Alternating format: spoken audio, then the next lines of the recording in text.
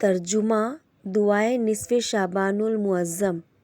اے اللہ عز و جل، اے احسان کرنے والے کہ جس پر احسان نہیں کیا جاتا، اے بڑی شان و شوکت والے، اے فضل و انعام والے، تیرے سوا کوئی معبود نہیں۔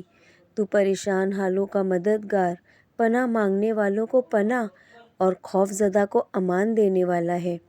اے اللہ عز و جل، اگر تو نے اپنے یہاں الکتاب میں لوح محفوظ میں مجھے شقی یعنی بدبخت، محروم، دھتکارا ہوا اور رزق کی تنگی دیا ہوا لکھ چکا ہو تو اے اللہ عز و جل اپنے فضل سے میری بدبختی، محرومی، ذلت اور رزق کی تنگی کو مٹا دے، اور اپنے پاس الکتاب میں مجھے خوشبخت، کشادہ رزق دیا ہوا اور بھلائیوں کی توفیق دیا ہوا ثبت تحریر فرما دے کہ تو نے ہی تیری نازل کی ہوئی کتاب میں تیرے ہی بھیجے ہوئے نبی صلی اللہ علیہ وسلم کی زبان فیض ترجمان پر فرمایا، اور تیرا یہ فرمانا حق ہے۔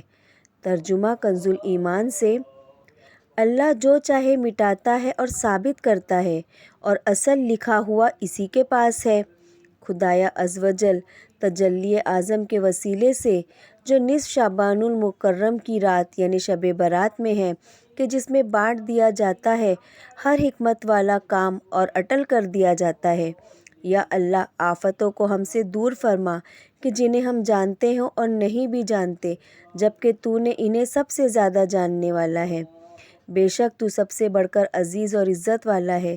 اللہ تعالیٰ ہمارے سردار محمد صلی اللہ علیہ وسلم پر اور آپ صلی اللہ تعالیٰ علیہ وسلم کے آل و اصحاب پر درود سلام بھیجے۔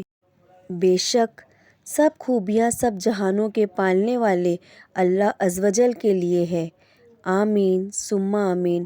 اللہ تعالیٰ اس دعا کو سب امتی کے حق میں قبول فرمائے۔ آمین۔